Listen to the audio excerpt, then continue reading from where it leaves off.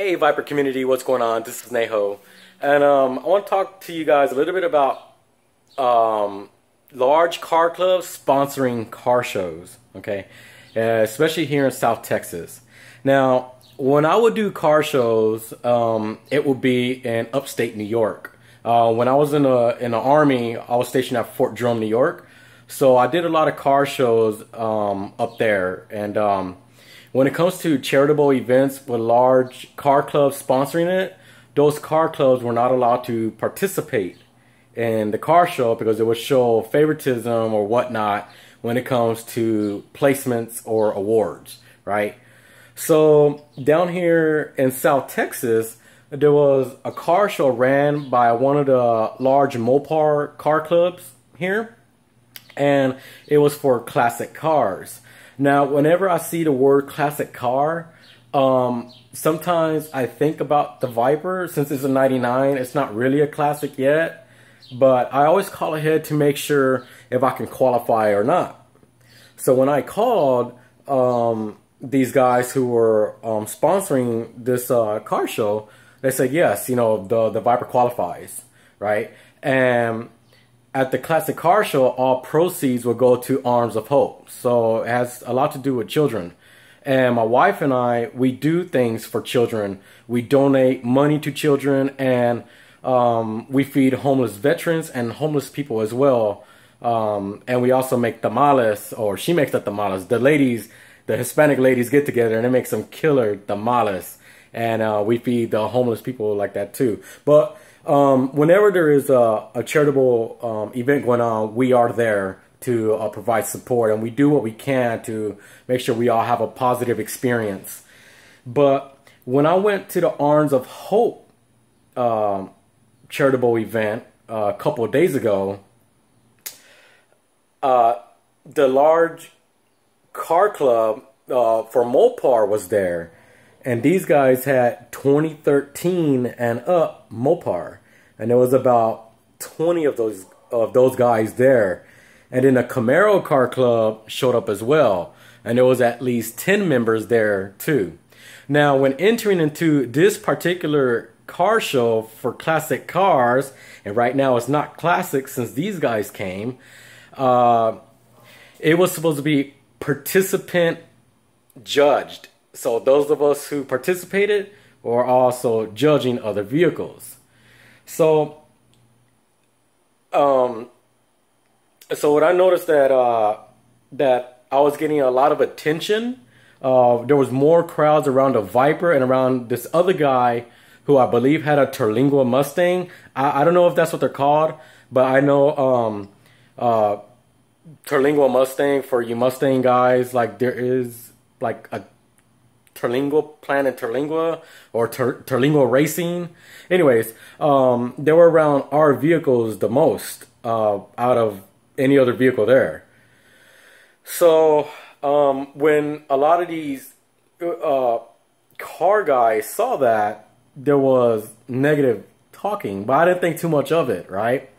And some guys that were that brought their vehicles there too, they were like, hey man, hey, we're gonna vote for you. Your Viper looks amazing. It looks really good, man. How did you get it to shine like that?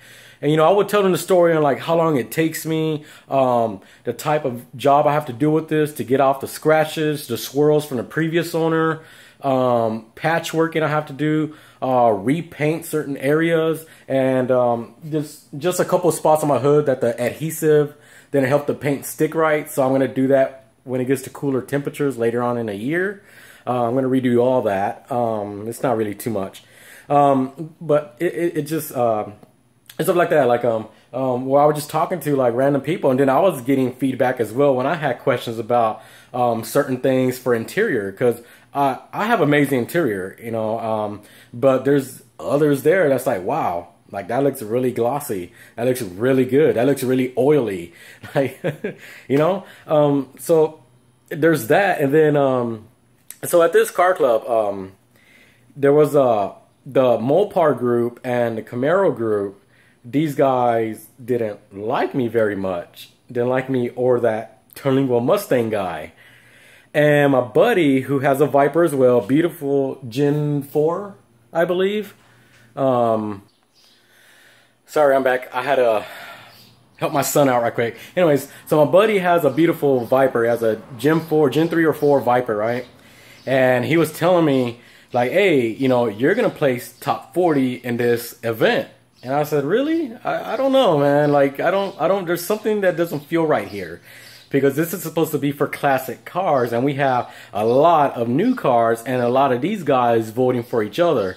Well, that's just what I assumed, right? At that point in time, that they were all going to vote for each other. So, my buddy was like, no, man, you're definitely going to place. There should be no reason why you shouldn't place. And there was this other guy that I was next to who had a beautiful Mustang. I think it was a 50-year anniversary Mustang.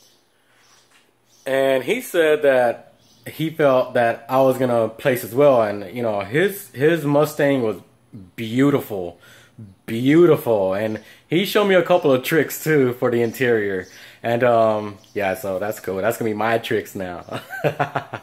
So he gave me some pointers as well, and he was like, man, you're definitely gonna get top 40 because my engine was one of the smoothest, one of the cleanest. It popped. It's amazing.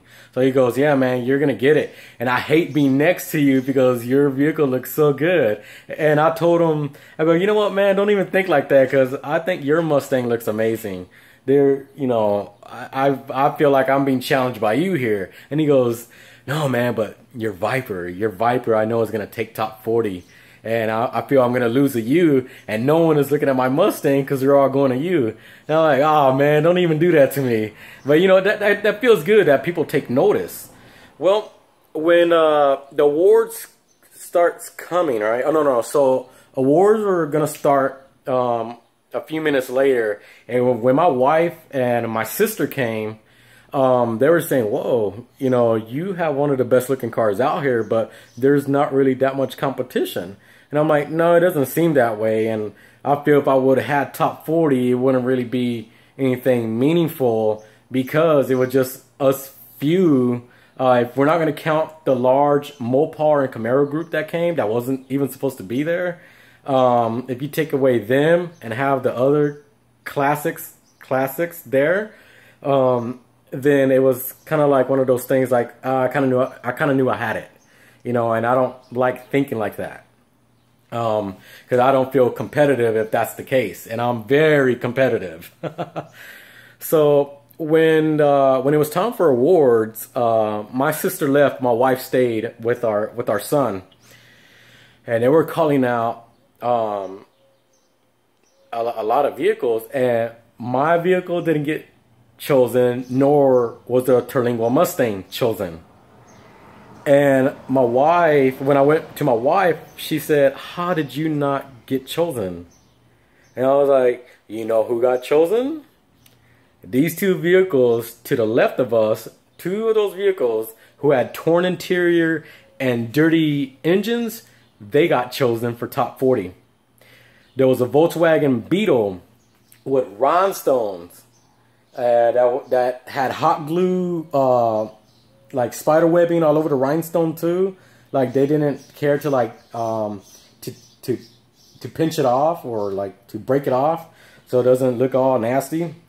And it had hippie political messages like coexist, Trump this, save trees and stuff like that. That was chosen over this? That's not right. And then a lot of the members from the Mopar and Camaro group were chosen as well. So the thing is that there is seriously some jealousy, and that these guys are choosing their friends. So then it doesn't become a culture. It doesn't. When you have people that do that, it's not a culture. That means you're not even considering showing acknowledgement to someone else's hard efforts, you know. And I think the other three people that won with torn interior, dirty engine, and what jacked up rhinestone on a Volkswagen Beetle was a complete disgrace and a slap in the face. You know, those weren't. These guys looked like they didn't care, you know. But that was that for that top 40. at that car show. Now, when I'm competitive, I'm very competitive when it comes to stuff. And yesterday for Father's Day, I was supposed to have a driver that was supposed to take over for me because I have stuff to do that day. I told my wife I gotta enter Betsy into the Father's Day car show at the Traders Village in San Antonio, Texas. I said I gotta enter it, and she said, okay, but make sure you're at your uncle's. You know, you got things to do. We're gonna celebrate. And I'm like, all right, I got you. Well, my driver never came to relieve me. Right? Never came.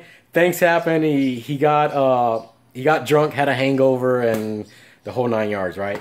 Well, it turned out there was some serious competition for the category. Now this time, there's a paid judge who is not going to discriminate, who's going to judge you based off of your category. And there was quite a few of us Mopar guys there, but not the newer ones. They weren't there. I placed third place. I got third place, and there was a Prowler that got second place, and a 70s Challenger got first place. And the competitiveness right there was tight, very tight between us. All three of us could have taken first place, but I lost a couple of points because of my hood, because I know there's a couple of spots that I need to do some paint corrections. But it's too hot right now to do any of that, and I like cooler settings. So I know why I had points deducted. But yeah, man. So that was awesome, man. And out of the Mopar that was there, that is exactly how car shows are supposed to go. You know, a competition level, not like the other car show for the top 40 that's voting for your friends. Like, what kind of crap is that, really? Really, what kind of crap is that?